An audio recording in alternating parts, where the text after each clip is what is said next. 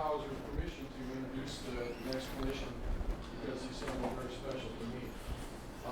As you know, in the teaching profession, we really don't make a lot of money, but there are rewards that. I wish you'd have told me that 37 years ago. Oh yeah, right.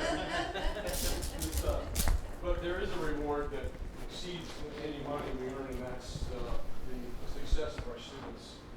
And we all have had students we're really proud of because and we like to feel like we're part of their lives. And Bob is an example of someone who I'm very proud of.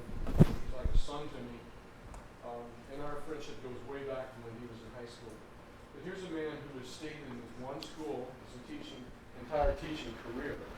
And has developed a top-notch program. This is something I teach in my classes, stay put and develop a program instead of jumping from school to school, and which he's achieved with a championship band program, Color Guard Marching Band in the state of Indiana. But in addition to that, he was on the staff of Blast, Star of Indiana, Carolina Crown.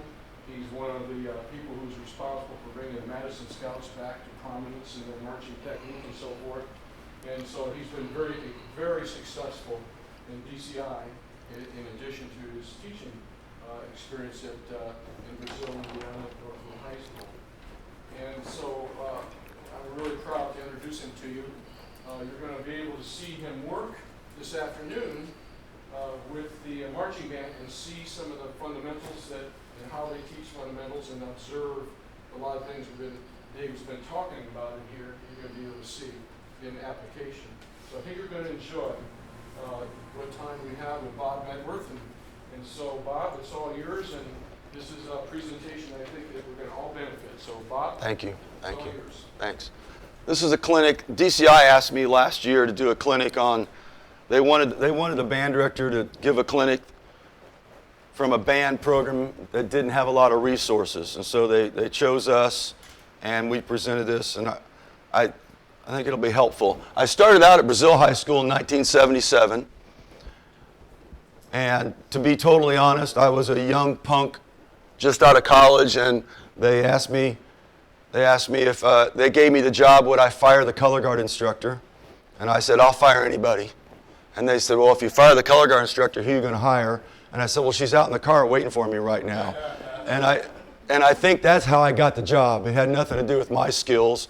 I was willing to fire somebody, and I knew Ruth Ann. When I got to the school, there was no budget at all. It was a 1928 facility. In parentheses there, just to show, the windows and doors did not shut. We had tables set up in the room. That was our lockers. And we laughed because the heating and air conditioning system was me at the podium with a thermometer next to me, and the number of fingers I held up, the drummers knew how many windows that meant to push open or close. And in the winter, we were the closest thing to the boiler room. And so first thing in the morning, the band room was 100 degrees, and we had all the windows open in the winter. And then as the afternoon went on, I'd look at the thermometer, and it'd get down in the low 70s or 60s, and the drummers knew to shut windows. The first band booster meeting I went to, the parents were all excited because they had made $100 at a pie sale somewhere. And I thought, $100, I could spend that in 3 seconds. The first contest we went to, we went in pickup trucks. And when I got the job, the kids informed me the first summer that attendance was optional. And they came whenever they could and wanted to, and they didn't have to come all the time. So I started out, I think, like a lot of people start out, and I was stupid enough and dumb enough and a bull in a china shop to not be discouraged, and I just kept right on going. Looking back on it now, if I took that job now, I'd probably quit the next day. But I think there's a benefit to being young, and you got to be careful when you get old that you don't let your experience, because when you get older, you know all the bad things that can happen. When you're young, you're too stupid. You just keep right on going, and I think there's a huge benefit in that. Jokingly, we are still playing on instruments that were in that building in August of 1977. We're still playing on some of those marimbas, the chimes, etc. So we may on the surface look like we've got a great program going, but we still are struggling. The first staff I had was one friend from college, and of course, the payment was drinks and pizza, and you know what kind of drinks they were. I wrote the drill. We use published music. I'm sure the first year the year before I got there, they were 14th in the state, and we moved up to 3rd that first year. I'm sure if that hadn't happened, I'd have been fired, because I was a bull in a china shop, out of control, and a lot of yelling and screaming and all those things that you do when you first start teaching. You really don't know how to motivate. But once we got up to 3rd, then all of a sudden, I got a little respect to go with that. We got lucky and won a state championship in '81. I really got lucky. Gary says I stayed in one place for my entire career. I really didn't, to be honest, because in '84, we consolidated 3 little schools in the area into one bigger school. So I did get to move up to a bigger school. We added Van Buren Staunton, which had about 100 to 200 kids in each school. We didn't add a lot, but I did get to move up and be at a little bit bigger school without having to change jobs or move or anything else.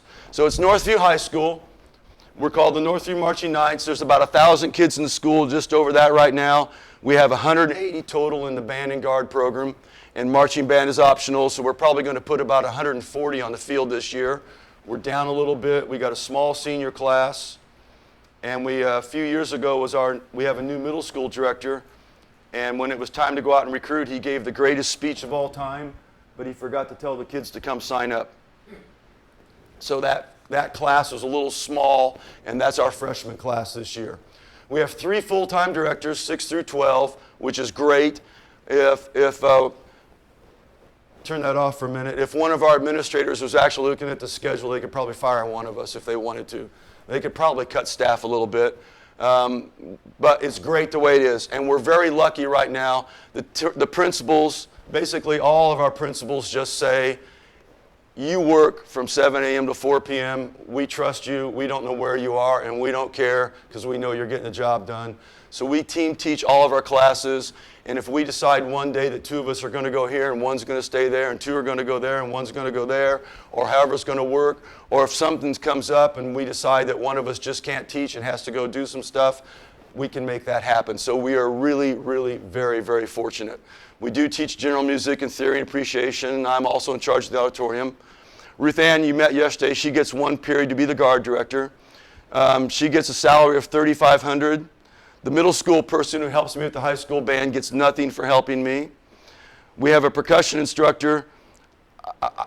I come here to camp and I hear about all these people having these full-time percussion instructors, and I just keep my mouth shut because our school corporation gives us $1,800 for a percussion instructor. And by the time you drive to Brazil twice, you've spent that. And in the summer, we get a whopping $400 for a guard assistant, which I'm not sure what they're supposed to do with that.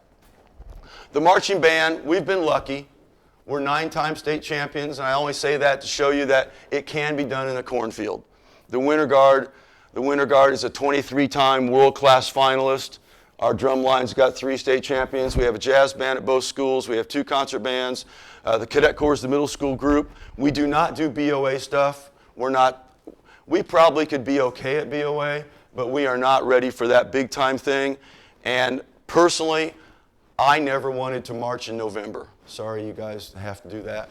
I never wanted to march in November, and I didn't see the value in all that. And now our state finals is November 8th, and I'm considering not going. There's about 7,000 in our town, about 9,000 to 10,000 in the district. We used to be a coal mining and brick manufacturing area where everyone had a job and everybody made money. Both those industries are gone. We're really pretty poor. We're not as poor as some, but we're pretty poor. And this was last